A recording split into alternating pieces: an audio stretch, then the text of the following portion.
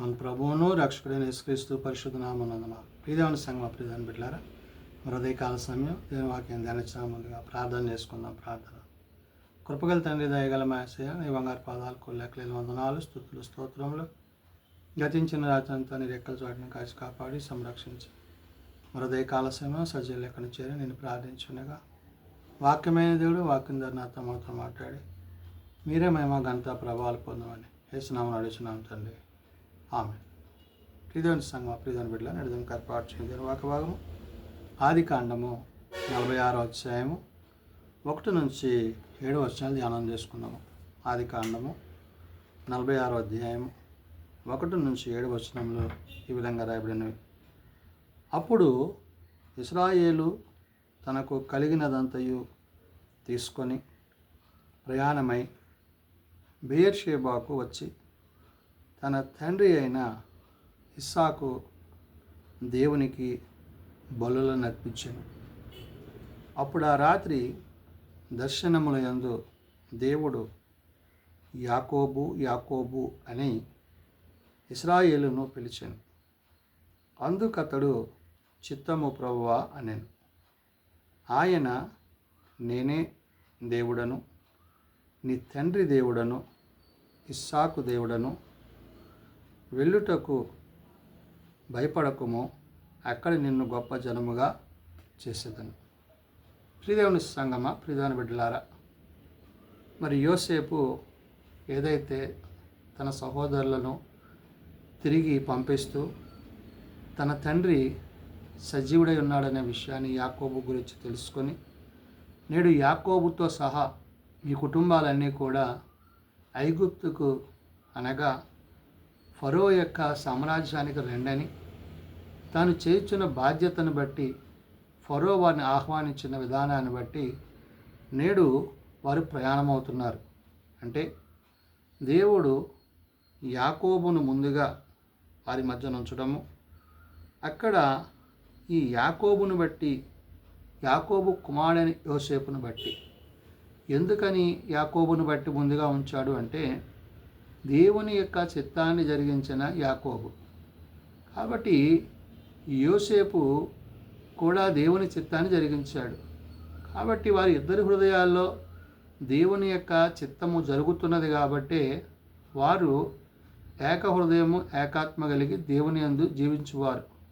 అందుకనే ఇప్పుడు మరి ఇక్కడ దేవుడు యాకోబును ఇశ్రాయేలీలుగా పిలిచాడు. అందుకనే ఇక్కడ ఆయన సంబోధిస్తే ఏమంటున్నాడు, అప్పుడు ఇశ్రాయేలు తనకు కలిగినదంతయు తీసుకొని ప్రయాణమై అంటున్నాడు. ఇప్పుడు యాకోబు తనకున్న సమస్తాన్ని తన బిడ్డలందరినీ తీసుకొని ప్రయాణం అవుతున్నాడు. ఎక్కడి దగ్గరికి?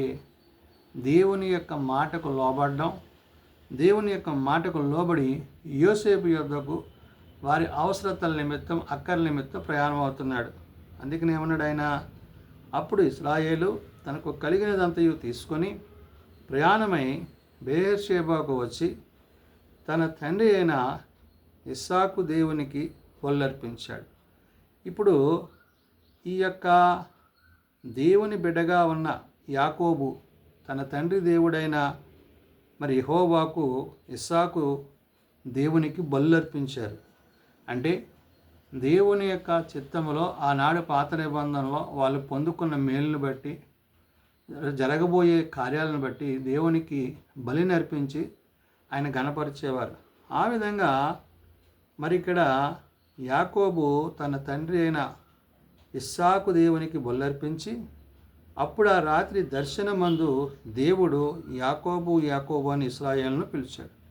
ఎప్పుడైతే ఈ యొక్క బలులు అర్పించిన తర్వాత ఆ రాత్రికాల సమయాన దేవుడు తను దర్శించాడో ఆ దర్శనంలో దేవుడు పిలుస్తున్నాడు. ఏమని?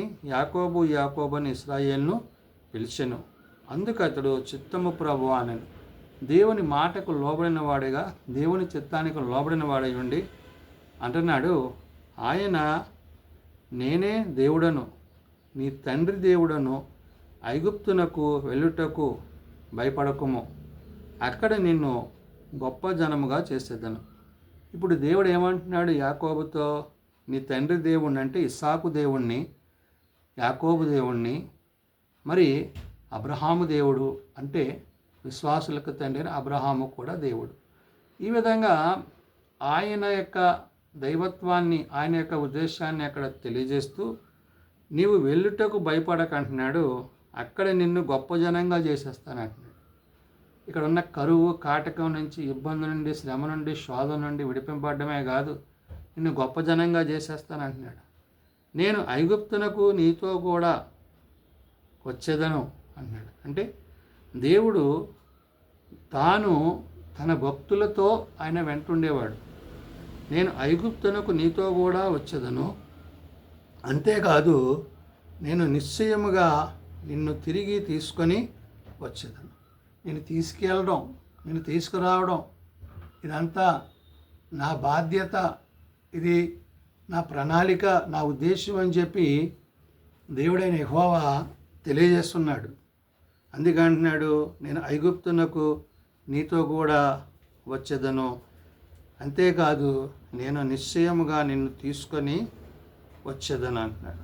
అంటే ఆ ప్రయాణములో, ఆ పరిచర్యలో వారికి ఎటువంటి శోధన, ఇబ్బంది కలగకుండా ఆయన ఆశ్రయుడే అన్నాడనే విషయాన్ని గుర్తు చేస్తూ, యోసేపు నీ కనుల మీద తన చెయ్యి ఉంచునని సెలవిచ్చాను. అంటే మందదృష్టి కలిగేవాడు, పెద్దవాడైపోయాడు. అలాంటి తాను ఇప్పుడు యోసేపు దగ్గరికి ఐగుప్తుకు వచ్చినప్పుడు, మరి యోసేపు యొక్క హస్తాలు అంటే అనేకులకు ఆశీర్వాదకరంగా ఉన్నవి. అతన్ని, యోసేపుని ఎలాగైతే నేను ఆశీర్వదించాడో, అతని హస్తాలు ఎలాగైతే ఆశీర్వాదకరంగా ఉన్నాయో అవే హస్తాలు నిన్ను తాకునన్నని దేవుడు చెప్తున్నాడు. ఏమని? యోసేపు నీ కన్నుల మీద తన చెయ్యి ఉంచునని సెలవేయగా యాకోబు లేచి బెయేర్షెబా నుండి వెళ్ళాను.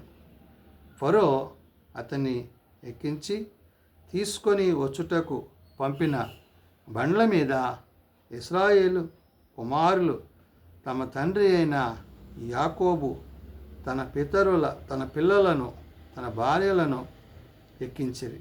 ఈ విధంగా వారి యొక్క ప్రయాణము, ఎవరి? యాకోబు యొక్క కుమారులు, వారి కుటుంబాలు, వారి బిడ్డలు, వారికి కలిగిన సమస్తాన్ని దేవుడు అక్కడికి ఐగుప్తుకు నడిపిస్తున్నాడు. అందుకని ఆయన అంటున్నాడు, యాకోబు లేచి బెయేర్షెబా నుండి వెళ్ళెను. ఫరో అతన్ని ఎక్కించి తీసుకొని వచ్చుటకు పంపిన బండ్లు, ఏవైతే మరి ఐగుప్తు నుండి బళ్ళు తీసుకొచ్చారో వీళ్ళని తీసుకెళ్ళడానికి, వాటి నిండా వారందరిని ఎక్కించేసి ఏమంటున్నాడు? ఇశ్రాయేలు కుమారులు తమ తండ్రి అయిన యాకోబును, తమ పిల్లలను, తమ భార్యలను ఎక్కించిరి.